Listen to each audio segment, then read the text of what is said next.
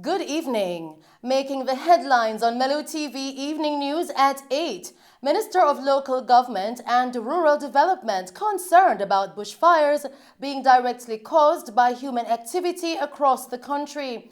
38-year-old woman and her 5-year-old son perished in a fire in Berkshire, Westmoreland last night. And now the details. You have control of what happens to you was the message from Minister of Education and Youth Favour Williams at the Peace Day celebration held at the Calabar Infant Primary School in the Kingston Central area. Times when other students will try to get you out of your peaceful state, they will say something that will trigger you. They will cut in front of the line at lunch or wherever you are, and that will get you upset. But remember, you have control over your reaction to what happens to you. You have no control over what other people will do. You have no control over who is going to cut the line in front of you. But you have control over how you can respond in that situation. And so students, teachers, parents, I'm calling on all of you, calling on all of us as Jamaicans to not only observe today as Peace Day, but to observe every day of our lives as Peace Day. And also in Kingston, the Iris Gelly Primary School, in partnership with other neighboring schools, celebrated their Peace Day with the theme, Be the Peace.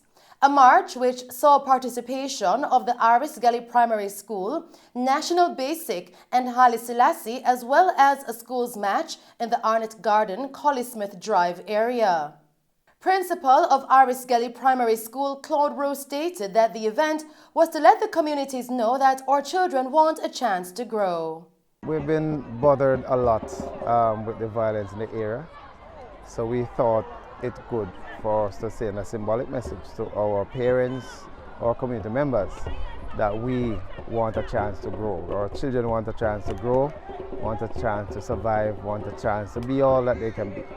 So we thought it fit to walk through the area just to let them know that we want peace. And we were joined happily by many other schools who came out and thought the initiative was good. We are going to make it into an annual event. The community members support us a lot. And while we are not directly affected by what goes on, the violence and all that, because nothing really comes over here, but you know, they have to go back into the communities. But yet they support us a whole lot. Everything we do here, I get maximum support from the community. Guidance counselor of Iris Gelly Primary School, Melissa Bailey, spoke to the recent upsurge in crime and violence in and around the communities and highlighted that today's march and activities was to give a voice in the call for peace. In the Arnott Gardens and surrounding communities have been experiencing an upsurge in crime and violence. So as a school, we have decided to go out there in our communities, and though we might be small, we still want our voices to be heard. We are sending the message straight across the community and across Jamaica at large that we want peace. We want our children to be grown in a peaceful society. We want our children to experience the peace that existed in Jamaica many years ago. We want them to have that same opportunity. Sometimes parents would say to us that they don't want their children to participate in certain extracurricular activities because they're afraid to have them out certain hours. They would also say that they don't allow them sometimes to socialize and participate in activities that are in the community because they are fearful. Sometimes even when we call them, they're saying that they can't cross certain borders to come to us. So we don't want that to continue. So we went out there in our communities to let them know that as a school, the children, they said it, that we want peace. We want our voices to be heard, that we are calling for peace. Still tonight, the Minister of Local Government and Rural Development, Minister Desmond McKenzie, is expressing grave concern about the high number of bushfires being directly caused by human activity across the country. In a recent press release, Minister McKenzie stated that in February, 1,303 bushfires were reported, a 95% increase over the 665 bushfires that occurred in January. St. Catherine and Kingston recorded the highest number of incidents with 270 and 180 respectively. Portland had 18 bushfires for the month, and the Jamaica Fire Brigade had to address a huge bushfire in the hills of St. Andrew. In this time of meteorological drought, rather than having to be called upon to extinguish a preventable fire, the Jamaica Fire Brigade is doing all it can to respond to fires as well as to prevent fires through the outreach of the Community and Life Safety Program. In almost every instance, these bushfires were not caused by dry weather conditions, but irresponsible ways of burning garbage or land preparation. The minister is appealing to citizens for greater levels of personal responsibility to ensure that all fires are reduced to the absolute minimum. In the meantime, a 38-year-old woman and her 5-year-old son were burned to death in a fire that destroyed their one-bedroom wood and concrete dwelling in Berkshire, Westmoreland last night. The mother and son have been identified as 38-year-old Keisha Walters, a hairdresser, and Joel Brown. Residents in the neighborhood reportedly called the fire department and the police at around 10:40 p.m. after noticing smoke and fire coming from a portion of the home Walters and son were occupying. However, when the firemen arrived, the house was reportedly already completely destroyed and in flames. Only cooling down operations could be conducted at the scene by the firemen. Later, the charred bodies of Walters and her child were found among the debris, where they were taken to the mortuary for a post-mortem investigation. The brother of the deceased spoke of his sister's relationship problems. My sister Keisha is a very nice, humble sister to me. Any little thing, problem, answer, he can call me and talk to me and make me know what the problem is all about. And me will tell him, say, if you have a problem with someone, you can go and make a report to the station about things. If anyone threaten you, you can go and make a report to the station. He have his boyfriend and she is into a little relationship, and after that some breaking off he take place, and in a case like that,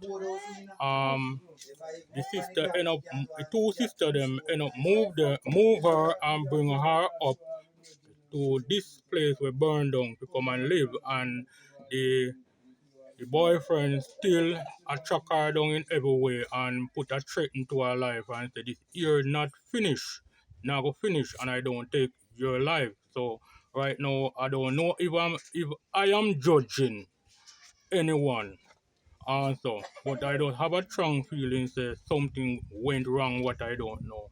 So I don't know if it's the boyfriend take her life or if it's the boyfriend come and gas the house or what, I don't know. That's all I have. Grief-stricken sister Trudy Ann shared a memory of her late sister. Honestly, Sunday, Keisha leave me with her son, and I cook and I gave her son some dinner, and her son normally here with my children playing, having fun. And Monday I leave. Yesterday I leave for work, and in the night I got a call that my sister was on fire. She burned to death. But my remembrance of Keisha was a hairdresser. She loved to give jokes. She does, you know.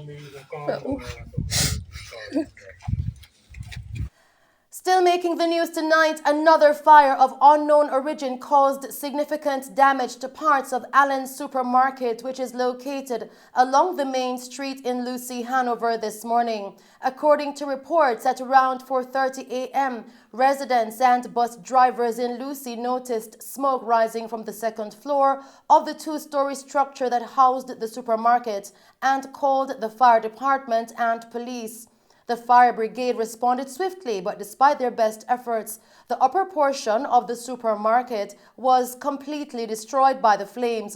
More than $1 million in damages is estimated.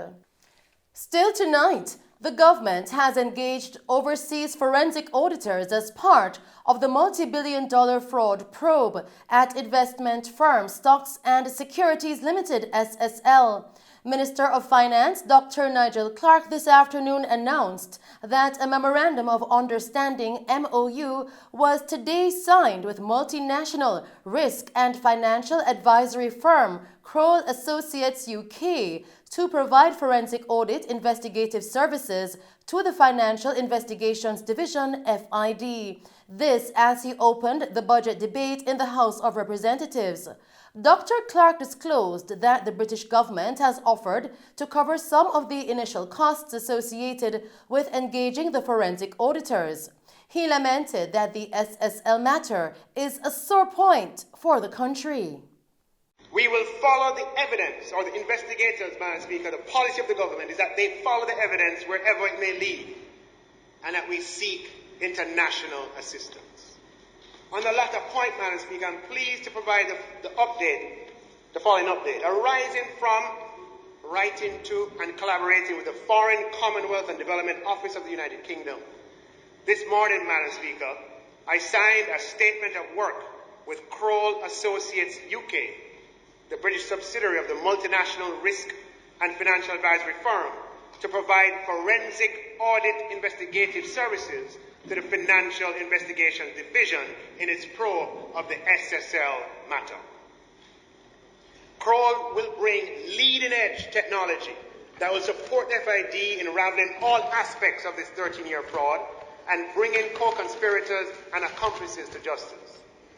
I'm also happy to share, Madam Speaker, that the British government, which has long supported the FID, has offered to cover some of the initial costs of this engagement with the government of Jamaica covering the balance. Over in Manchester, the police have been seeing an increase in migrant criminals committing offences in the parish, with one of the latest incidents being a break-in and larceny on Woodlawn Drive on Thursday, March 2. Charged with housebreaking and larceny is 31-year-old Dermaine Ellis of Rocky Point in Clarendon. Reports coming into our news center are that at about 8 p.m., a woman went to her premises and discovered that it had been broken into. Checks were made and 4 tires and rims were missing from her vehicle. She reportedly alerted the police. While awaiting the police team, a Toyota Axio motor vehicle entered the premises. The occupants of that vehicle fled upon seeing the lawmen approaching. One of the men, Ellis, was accosted. One 100-pound gas cylinder was also found on the back seat of the motor car. The vehicle was subsequently seized. Ellis was later interviewed and charged. His court date is being arranged. Meanwhile, the detectives are appealing to anyone with information that can assist the police in their investigations to apprehend Ellis's conspirator to contact the Mandeville Police at 876-962-2832, Police Emergency 119, or the nearest police station.